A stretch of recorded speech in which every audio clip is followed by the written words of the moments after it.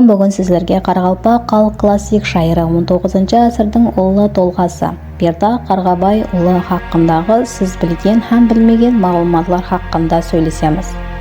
Бердақ Қарғабайұлы туралы білім оқу орындарында оқығанбыз, танығанбыз, білгенбіз. Бердақ Қарғабайұлы десе көз алдымызға дөретушілік жұмыслары, қосықлары сәуленеді. Бірақ дөретушілік жұмыстарына ғана емес, бүгін біздер ұлы шайырымыздың автобиографиясына жүзленеміз. Бердақ һәм бабалары хақындағы мағлұматларды Бердақтың ақлық, шаулық, әулетлары шайырдың жасаған жеріндегі ауыл тұрғыларының әрқилы берген мағлұматларына қарап, Бердақтың шайырымыздың бабасы Тенет деген адам болғанын білеміз. Шайырдың бабалары Тенеттің әкесі Бекіби, Бекбидің әкесі Қожақол болған. Тенеттің Боранбай, Байтемір, Балтабай деген 3 баласы болған. Ел ішінде Балтабай мен Байтемірдің қандай адамлар болып өткендігі хақында мағлұматлар жүр аз. Ал Боранбайдың Қарғабай деген, Қашқарбай, Маянбай, Саңғырбай деген 4 баласы болады. Бердақ шайырымыздың әкесі Қарғабайдың бірінші әйелінен Өтепберген, Нұрмақ, Ермақ және Тәмді Сербаба деген балалары болған. Қарғабайдың хаялы қайтыс болып қалғылықтан Қарғабайдың күн көрісі бұрынғыға қарағанда қиыласады. Арадан көп уақытлар өтіп болса, 5 баланы өсіру үшін Мөтен руындағы өзіндей шарлы кісінің Қара Қарға деген қызына үйленеді. Қарғабайдың екінші әйелінен болса, Бердімұрат, яғни Бердақ, Фазылбек, Бердібек, Қалибек деген 4 балалы болады. Соңыра болса 4 баланың 3-і қайтыс болып, Бердімұрат бір өзі қалады.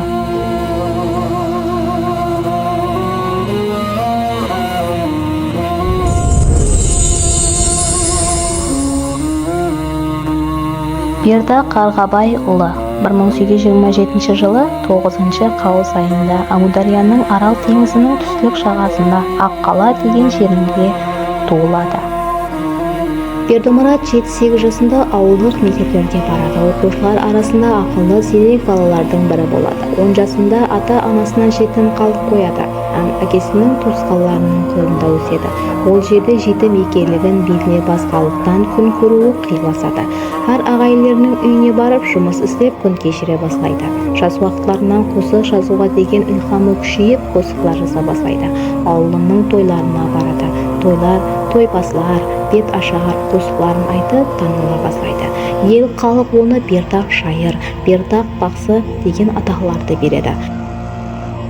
Бердақ күн көрісін жақсылап болғаннан соң болса, ел атағын алып 23 жасында Мөтен руынан шыққан Байманқол деген кісінің Байтқан деген қызына үйленеді. Әмде олардың 2 ұлы һәм 4 қызы болады. Айтмұхаммед, адамлар оны Айтеке деп шақырған екен. Назыбек, Хурлықы, Хурлиман, Айымхан һәм Бибіхан деген қызлары болады. Олардың ішінде Бердақ Қарғабайұлының, яғни әкесінің жолын басқан қызлардан Хурлиман ел халыққа қызмет көрсетіп, қыз бақсы атағын алады. Бердақтың бірінші әйелі де өмірден көз жұмады. Уақытлар өтіп, Қостамғалы руынан шыққан Бағдагүл деген қызға үйленеді. Бұл хаялынан болса, Өлімхан, Жарымхан деген 2 қызы болады. Бердақтың ұллары менен қызларынан дөреген ұрпақлары жүр көп. Әулетлары Мойнақ, Қазақ-Дария, Дербембез, Қараөзек, Тақтакөпір, Шымбай районларында тұрады екен. Бердақ Қарғабайұлы сыртқы көрінісі туралы көрген білгендердің айтуынша, Бердақ Қарғабайұлы ұзын бойлы, толық денелі қара кісі болған екен. Мінез-құлқы болса салмақлы, сөйлеуі адамдарды өзіне тартып тұратындай болған. Адамдарды көп тыңдайтын, аз сөйлейтін адамлар қатарына кірген. Қосық жазғанда да тұрған жерінде де қосық тоқып кете беретін болған. Қосық қатарлары болса өз-өзінен сөз қатарларына ұйқасып кететін болған. Бердақтың қартайған уақытында оның көрген қарылардың айтуынша бір көзі соқыр болып қалған екен. 1873 жылы Орта Азия Россияның қол астына өткеннен кейін әрқилы рус экспедициялары тарапынан қарақалпақтардың да фольклорына һәм әдебиятына байланысты көп материалдар халық арасынан жазып алынып, олардың ипаралары басып шығарылды. Осындай мәдени мирастарды жинау мақсатында болуы керек. 1900 жылы Түркістан генерал-губернаторының Сырдария облысындағы Амудария бөлімінің басшылығы Бердақ шайырды ретро Александровскийге шақырды. Бердақ шайыр бұл шақырықты қабыл етті, бірақ Қазақтарияда ауру болып, нөкіске дейін зорға жетеді. Ауруы себеплі жете алмай үйіне қайтады. Сол жылы 1900 жылы Қарақалпақ халқының атақлы шайыры, классик шайыр бақсысы Бердақ Қарғабайұлы Қазақтарияға келіп, 73 жасында қайтыс болады. Арадан 77 жыл өтті. 1977 жылы 1-ші Хамал айында Бердақ шайырдың құрметіне Нөкіс қаласына ескерткіш ашылады. Бұл ескерткішті белгілі жазушы Шыңғыс Айтматов ескерткішті лентасын кесіп ашып береді.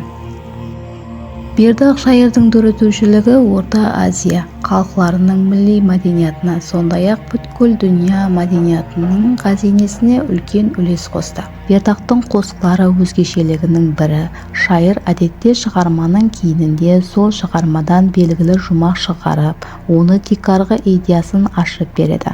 Соның менен бірге көпшілік шығармаларда автор өзінің атын атап көрсетіп, ипара шығармаларында болса, оның қай жылы жазылғанлығы хақында да көрсетіп өтеді екен. Шайыр халық үшін жақсырақ қосқылары менен Еназар би, Амангелді поэмалары, Ақмақ патша дастаны, сондай һәм тағы басқа да шығармалары дүрітушілігі менен біздің мәңгі ядымызда қалады. Мәңгі өшпейді бабамнан, әулатларың естейді, тарих сенен кешпейді, атың мәңгі өшпейді бабамнан.